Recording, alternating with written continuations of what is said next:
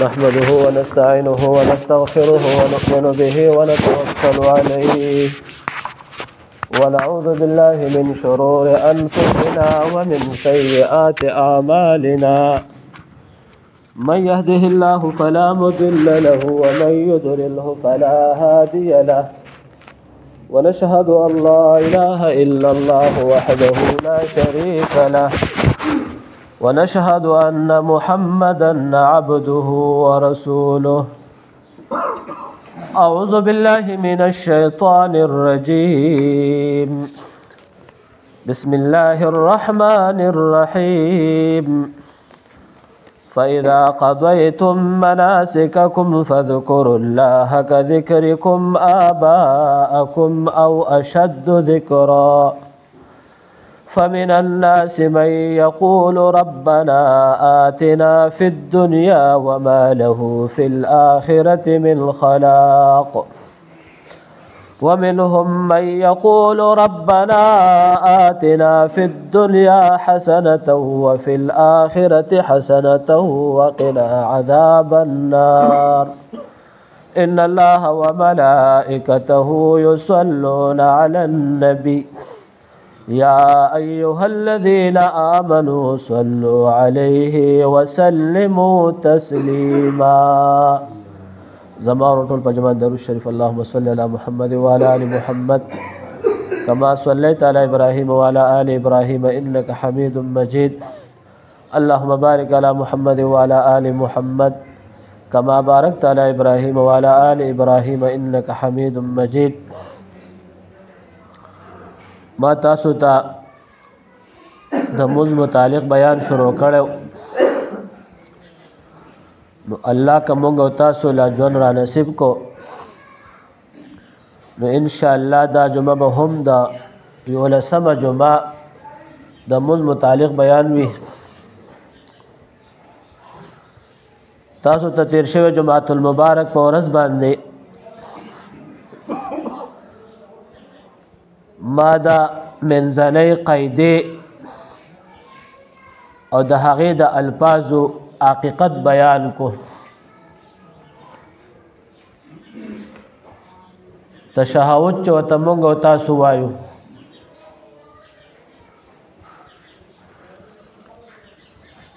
خو دې کې څه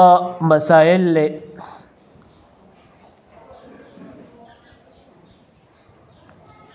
التحیات نوالا تر اشهد ان محمد عبده ورسوله پوری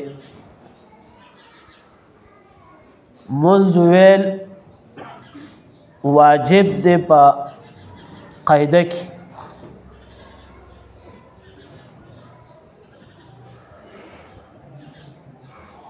خو ما مخکې یو جمعه تاسو ته خبره کړې وه چې د امام الفاظ هم د مقتدی د پاره کافی کیږي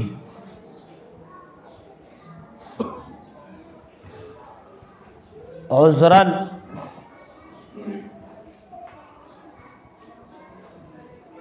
خو په دې مسله لږ ځان پوهې کوي چې یو سړی د امام سره په قاعده کې کېناستو نو دی به دا منځ رسی د التحیات نواخله تر اشهد ان محمدا عبده ورسوله پورې مقتدی به دا منځ رسی دا به وی بیا که ستاسو په ذهن کې دا سوال راوچت شي چې بعضې خلک په معاشره کې مونږ ډېر ګورو چې امام په قاعده باندې ناستي او مقتدی په قاعده کې شامل شي امام څلورم رکعت ته اوچت شي نو مقتدی خو مونږ دغه صورت کې رسولی نه تازه ناستي او دې وخت کې د دا قاعدم کامله شوه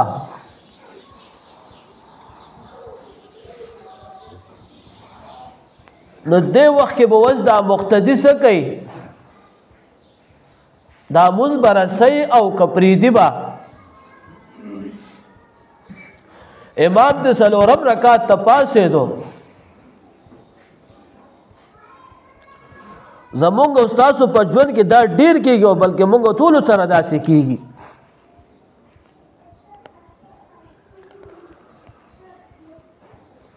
ځان په خپوي ځان په پوي کوي د امت مسلمه چې څومره علما دي هغه په دې خبره اتفاق ته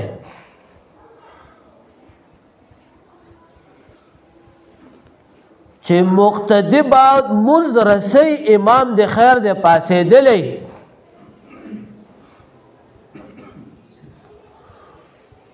مقتدی دی خپل منځ د التحیات شروع وکي تر اشهد ان محمدن عبده ورسوله پر دې منځ ورسي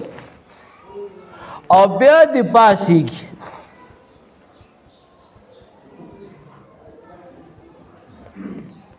خو کچری دا په الفاظ ویلو کې سسوسوي نو بیا علما وایي که چېرې د دنه بل رکعت ځي دی لا ناست دی په قاعده مقتد امام بره په رکعت کې دی نو چې دی پوهېږي چې زما نه رکعت ځي نو بیا دې راپاڅېږي او قیام او بیا ډایرکټ د امام سره دې ښکته شي بیا دې مونځ پرېږدي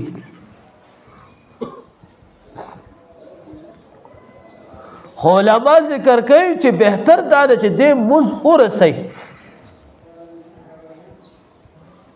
یو زموږ په علماو کې په جدید وسنی علماو کې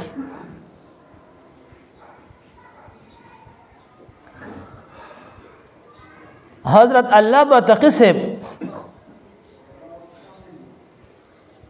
تقی عثمانی صاحب کراچۍ والا هغه وایي چې داغه په ملفوظات او داغه په کتابونو کې دی هغه وایي چې امام مقتدی دی پاسي مقتدی د امام سره پاسي کی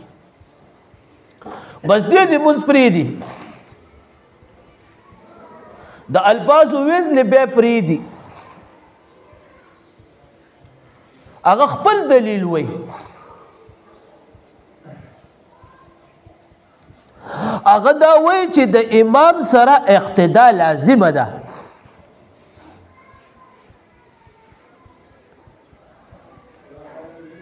نو دې پاسېږي بس مونږ دې پرېږدي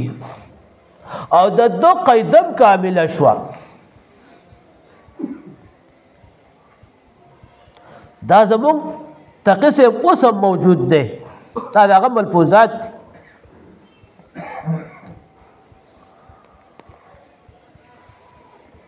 خو نور باقي چې څومره فتاوی دي او د علماء اتفاق ته په دې خبره چې مقتدی د مونځ ورسئ د ده واجبیت په کامل شي او دې چې به امام په رکعت کې دی نو دې چې پاسېږي امام سره نو د ده رکعت هم کامل شو نو اقتدا په اقتدا پاتې شوه خیر دا علمی خبرې دي خو زمونږ او تاسو سره لازم دي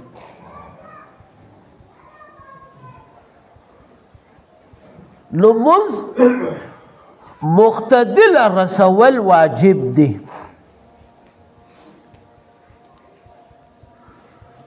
تر دې پورې علماو لیکلي دي چې دا مقتدی کینی او قیده کې شامل شو امام دې وخت کې پاسېږي نو بیا دا سوال هم علماو لیکل چې اوس به دلته دې څه کوي نو بیا جواب داسې کړی دی چې بیا د مقتدی خپل منځ سر ته ورسئ نه دې پاسېږي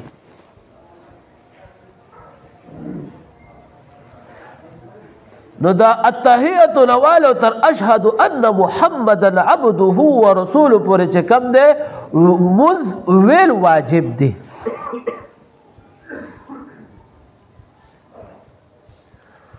دا پکې مسائل نو ډېر مسائل پکې دي. به د هغې نه وروسته دعای درود شریف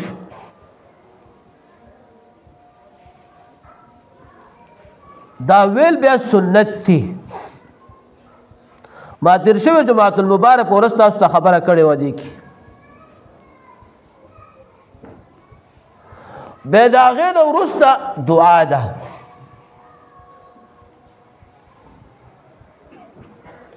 دا دعا چې موږ تاسو کوم وایو نو دا قرآن کې ذکر ده.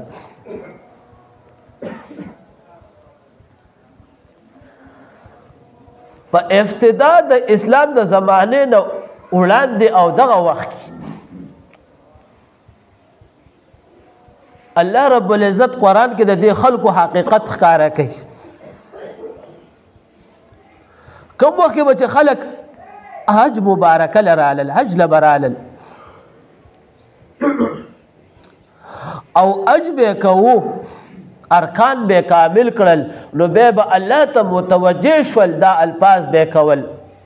الله ټول ذکر کړی دي. فمن الناس من يقول ربنا آتنا في الدنيا. بعد په دې خلکو کې وای داسې دي چې یا الله موږ له راکې دنیا، خو د آخرت فکر وسره نشته، د دنیا فکر دی وسره. خو وما له فی الآخرة من خلاق. الله رب العزت وایي چې ګوره دې خلکو سره د دنیا فکر دی او د آخرت سوچ نه لري، د آخرت د پاره ذخیره نه غواړي، نو وما له نشته د دیو د پاره په آخرت په آخرت کې من خلاق صبرخه حصہ.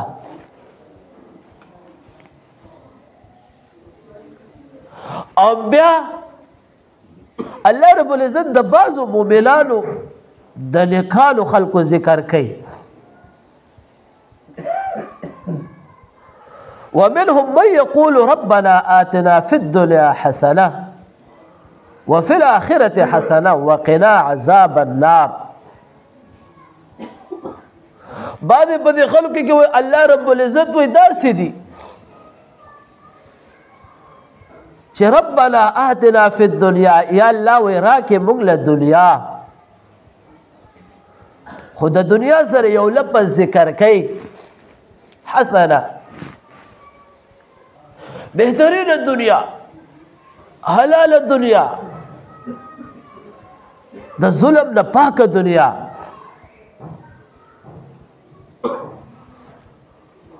وفي الآخرة حسنة او آخرت، او یا الله موږ له راکې آخرت. خو د آخرت دپاره مې یو لفظ ذکر کوي حسنه، جنت.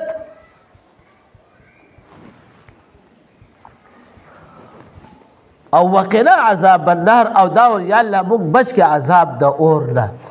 عذاب جهنم نه مو بچ کې.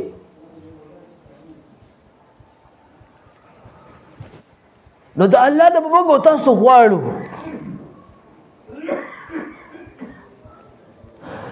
نو دا لفظنا ربنا آتنا اللهم ربنا آتنا في الدنيا حسنة وفي الآخرة حسنة وقنا عذاب النار. نو دا زموږ استاسو دا دعا د مونږ حساب وګرځیدا.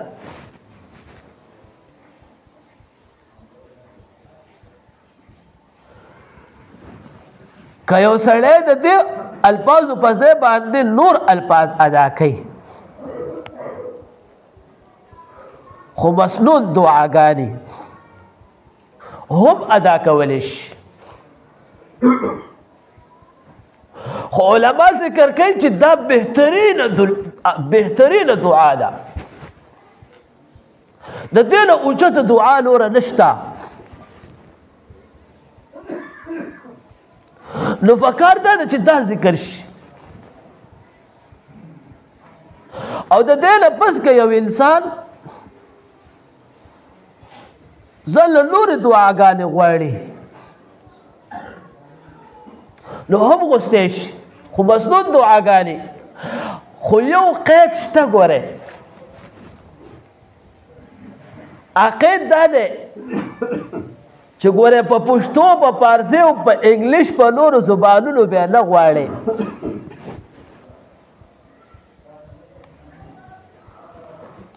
مسنون دعاګانې چې کم پیغمبري دي او کم په عربی کې ذکر دي نو په عربی په الفاظو به غواړي کچره د هغه دعاګانو مفهوم تارا نقل کو اللهم ربنا آتنا في الدنيا حسنه وفي الاخره حسنه د دې مفهوم دی راوچت کو د الفاظ د پرې خوستل او د دې الفاظ پښتو باندې دی راوچت لکو ودی ویلا چې یا الله ما ته خسته دنیا راکې په پښتو کې دی وی او بالا خسته آخرت راکې نموز پاسد الفاظ طول چې کو دا په عربی کې چې الفاظ مفهوم پښتو ته واړو یا اردو ته یا انګلیش ته او مز پاسد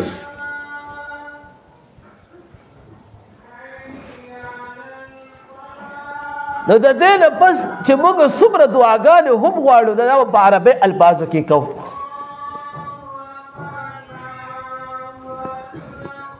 تاسو ته مخکې ما یو خبره کړې وه یو 4-5 جملې وړاندې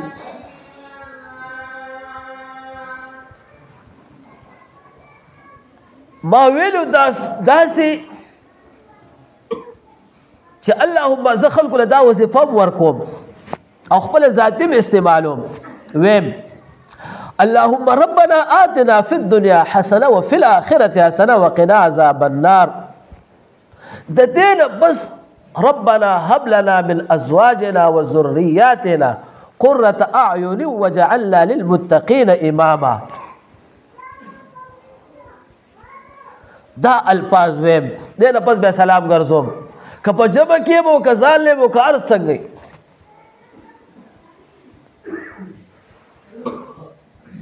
نو د دینه پس دعا ویلې شي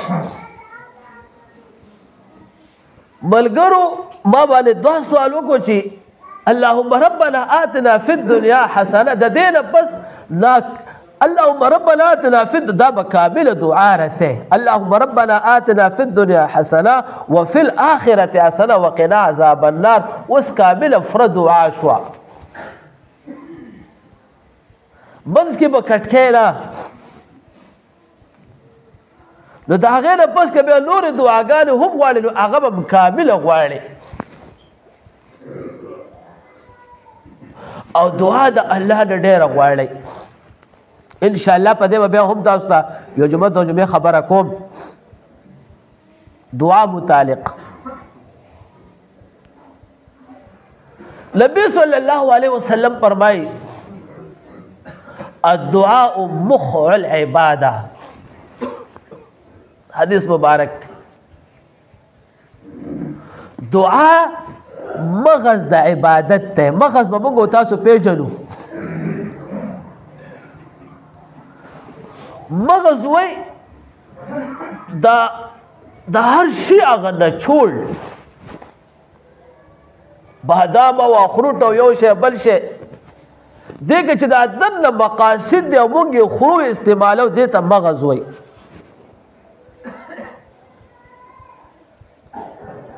نو موږ نبی صلی الله علیه وسلم فرمایي الدعاء مخ العباده دعا دا مغز د عبادت ته الله رب العزت په دعا د انسان ډېر خوشحالي کی او په دعاګانو باندې انسانانو ته ډېر څه ملو شوي دي او د آدم علیه السلام نه واخله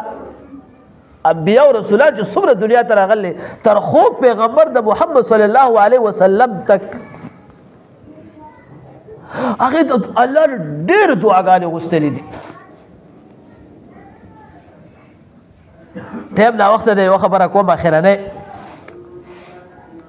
رسول الله صلی الله علیه وسلم چې په جنگ بدر کې 313 کسان ورسره نو په میدان کې په میدان د جنگ کې او الله رب العزت دې مونږ وکړو او د مونږ نه پس الله ته په جړا شو چې یا الله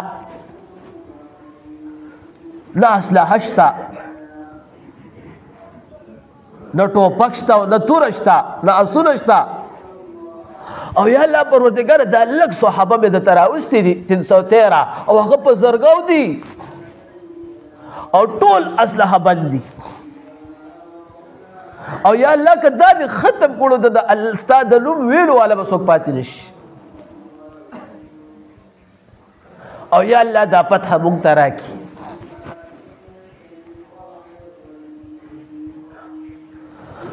نو نبی صلی الله علیه وسلم الله ته دومره وژړل حضرت عائشہ ام المؤمنین رضی الله تعالی عنها فرمایي نبی صلی الله علیه وسلم چې کله د تهجد د مونږ فارغ شو الله ته به دومره جړل د الله رسول او په ټولو انبیاو کې الله ته محبوب رسول محمد صلی الله علیه وسلم دی سردار دو جهان ورته وي او د رسولانو سردار د انبیاو سردار نو د الله نه موږ ډېره دعا غواړو چې ځان کمال ته رسوئ نو ګورې ځان په دعا کمال ته رسوئ خو ګورې مونږ په بستره کې پراته یو بیا هم الله د انسان دعا نه مسترد کوي یا الله ماله دا راکړې دا راکړې دا راکړې نو ټیک ده چې الله د دې انسان دعا قبلوي خو چې ته د کوم شي لپاره دعا غواړې نو هغې په میدان کې به هم یې که روزګار یو که کاروبار یو که هر ځای په هغه میدان کې به یې هغې له به مشقت کې او بیا به د الله نه دعا غواړې چې الله ما په دې کې کامل کې ما ورسوې نو انشاءالله ټایم نشته آینده جمعه که خیر زندگی و ژوند و دعای قنوت متعلق خبره وکړو